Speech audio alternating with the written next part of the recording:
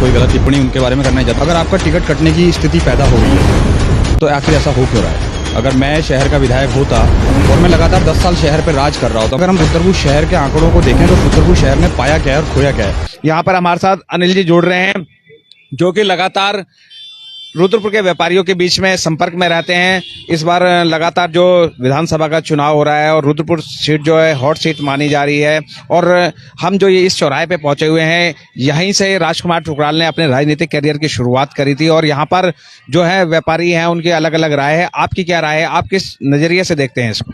नमस्कार हिमांशु जी। एक्चुअली ना देखिए है क्या, अगर आप 10 साल राजकुमार ठुकराल जी की बात करें, मैं कोई गलत टिप्पणी उनके बारे में करना नहीं चाहता हूँ। अगर 10 साल आप रहे हैं सत्ता में और 10 साल के बाद अगर आपकी ही एक पार्टी में अगर आपका टिकट कटने की स्थिति पैदा हो रही है तो आखिर ऐसा हो क्यों रहा है? अगर मैं शहर का विधायक होता और मैं लगातार 10 साल शहर पे राज कर रहा होता, मतलब एक तरह से राज ही किया है, एक छत्र राज किया है, पिछले बहुत साल से बीजेपी का एक छत्र राज रहा है, तो आखिर ऐसी कौन सी स्थितियां हो गई है, ऐसी कौन सी कमियां हो गई कि उनका टिकट कट रहा है? सबसे पहला सवाल तो यह है।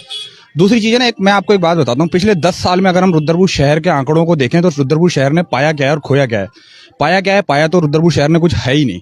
आप खुद भी गए, जहां भी हम अभी खड़े हैं फुटपाथ पे भी, मैं आपको बात बताता हूँ, सन 2002 में जो दंगा हुआ था उसके बाद स्थिति कितनी भयंकर हो गई थी। बाजार जो बंद रहा था, ये एक बहुत लंबा चौड़ा नुकसान है, आप इस चीज को नकार नहीं सकते हैं। एक करोड़ों रुपए का एक बिजनेस व्यापार यहाँ बंद हो गया था। उसके बाद अगली फिर एक दोबारा एक प्रकरण हुआ जो है शहर टूटने का हुआ है, जहां मैं खड़ा हूँ यहाँ पर दुकानें, ये जो सब चीज टूटी हुई है, जो सब ये अभी जो अतिक्रमण हटाया गया था, इस अतिक्रमण का एक्चुअल फायदा हुआ क्या है? पहले कोई मुझे ये बता दे। कितना बड़ा ये नुकसान था, 2 साल पूरा प्रकरण चला, व्यापारी मारा गया, इसमें फिर चुक हुई। आपने कहा ये अतिक्रमण हुआ, व्यापारी मारा गया, तो इसमें क्या विधायकी का दोष है? नहीं देखो, सत्ता में आप बैठे हैं, कौन जवाब देगा इसका?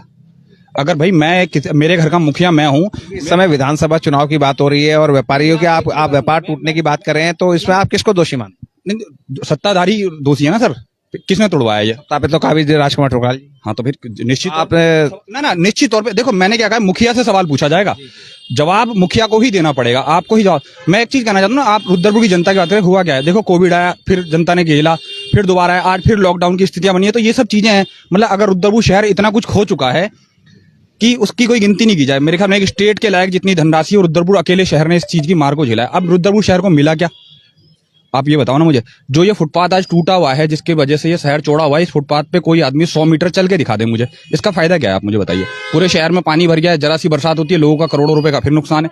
तो वो चीज, लेकिन मैं ये भी कहना चाहता हूँ कि अगर विधायक राजकुमार ठुकराल जी पिछले 10 साल से सत्ता पर काबिज हैं और आज उनका टिकट कट रहा है, तो ऐसी कौन सी वजह है जो टिकट कट रहा है, और कौन लोग हैं जो उनका टिकट काट रहे हैं?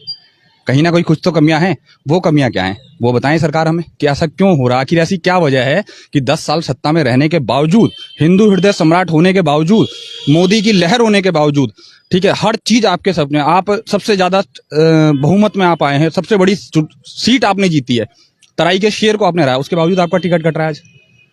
कहीं ना कहीं कुछ तो कमियां हैं। तो अगर राजकुमार ठुकराल का टिकट कटता है या नहीं कटता है, तो आप किस पार्टी का यहाँ पर विधायक चाहते हैं? उत्तराखंड में किसकी सरकार चाहते हैं? देखिए, सत्ता परिवर्तन तो निश्चित है कि सत्ता इस बार परिवर्तन है ही। एक चीज बता दें, इसके अलावा भी बहुत सारे मुद्दे हैं, जैसे बेरोजगारी मुद्दा है, महंगाई मुद्दा है, नौकरी है, रोजगार है, ये सब चीजें मुद्दा है।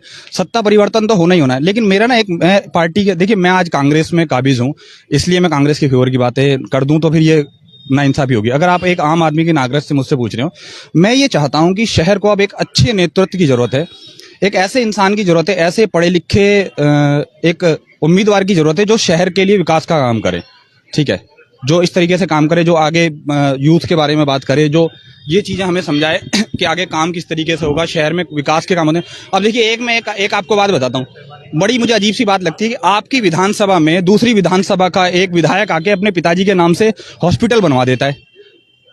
क्या ये बात गलत नहीं है?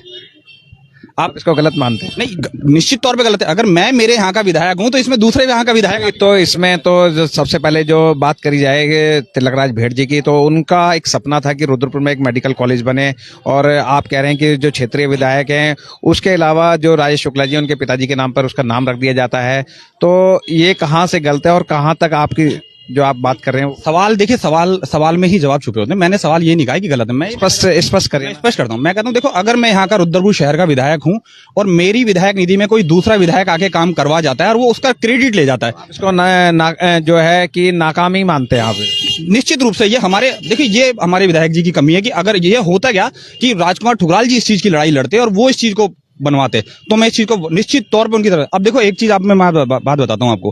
कोविड के दौरान में बहुगुणा जी, सौरभ बहुगुणा जी, जो हमारे यहाँ के नारंगमत्ता सितारगंज के विधायक हैं, वो यहाँ के ऑक्सीजन कंसंट्रेटर यहाँ दे के जाते हैं, ठीक है।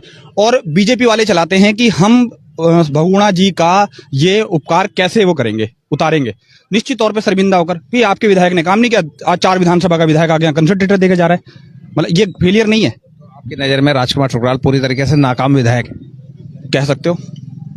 अच्छा, तो कौन सा ऐसा यहाँ पर कार्य है अभी जो व्यापारियों के हित में होना बाकी है, जो अगला विधायक आएगा वो पूर्ण कराएगा? देखिए व्यापारियों की तो बहुत सारी समस्याएं। देखिए मैं अभी एक बात बताता हूँ, आप गांधी पार्क पे गेट पे जाइए, वहां पर बड़ा बड़ा एक वो लगा हुआ है कि व्यापारियों ने लगवाया है कि हम जीएसटी का विरोध करते हैं, ठीक है। अभी कुछ दिन पहले ही राजकुमार ठुकराल जी ने इसके विपक्ष में एक वो डाली थी, विरोध में एक वो डाली थी कि उन्होंने कहा था ऐतिहासिक फैसला है नरेंद्र मोदी जी का जीएसटी लगाना। आपका व्यापारी जीएसटी देना चाहता है, नहीं देना चाहता है, ये एक सवाल है, ठीक है। व्यापारियों की राय होनी चाहिए। हाँ, व्यापारी निश्चित रूप से भाई साहब, हम इन्हीं लोगों के लिए तो राजनीति कर रहे हैं भाई। अगर मैं विधायक का कैंडिडेट हूं और मैं इनके घर पे वोट मांगने आता हूं, मैं इनसे बोलता हूं, तो मैं इन्हीं के लिए तो हक की लड़ाई लड़ने आता हूं। अच्छा, एक चीज मेरी समझ में नहीं आती, ऐसा क्या होता है कि हर इंसान आपके हक की लड़ाई लड़ते लड़ते अपना हक लेके साइलेंट बैठ जाता है, फिर कहां चले जाता है? नेतागिरी हर इंसान करना चाहता है लेकिन कर नहीं पाता ना। मौके पे दिखना और होना वो ये बहुत अलग चीजें हैं। देखिए वादे बहुत सारे करे गए हैं लेकिन वादों में कुछ हुआ नहीं है। तो रुद्रपुर विधानसभा से इस बार आप किसका चेहरा देखना चाहेंगे? मीना शर्मा कांग्रेस से दावेदारी कर रही हैं, संदीप जी में बहुत सारे नाम हैं और ऐसे ही भाजपा से भी बहुत लोग अपनी किस्मत आजमाना चाहते हैं। तो किस चेहरे को आप चाहते हैं कि वो आएगा और यहाँ पर विकास की गंगा बहेगी? देखिए मैं एक चीज बताता हूँ, पार्टी बेस्ड एक चीज होती है भाई। जैसे आज मैंने निश्चित तौर पर अभी मैंने 2-3 महीने पहले ही कांग्रेस ज्वाइन करी है। एक बड़ा एक अच्छा समीकरण था जो हमने कांग्रेस ज्वाइन कर ली थी। तो मैं चाहता हूँ कि कांग्रेस पार्टी जिसको भी टिकट देगी, मेरा एज ए कांग्रेसी के नाते उसको चुनाव लड़ाना मेरा अपना फर्ज बनता है। दूसरी चीज ये होती है कि मैं किसी का नाम नहीं लेता हूँ। अगर कांग्रेस पार्टी में भी अगर किसी से पूछा है तो मैं सबसे आसान तरीका मेरे लिए होगा, जिस आदमी से मेरे बहुत अच्छे टर्म्स होंगे मैं उसी को ही अपना कैंडिडेट चाहूंगा, क्योंकि मैं अपनी बात उसके आगे आसानी से रख सकता हूँ। फिर कांग्रेस पार्टी जिसको भी टिकट देती है हम उसको चुनाव लड़ाएंगे।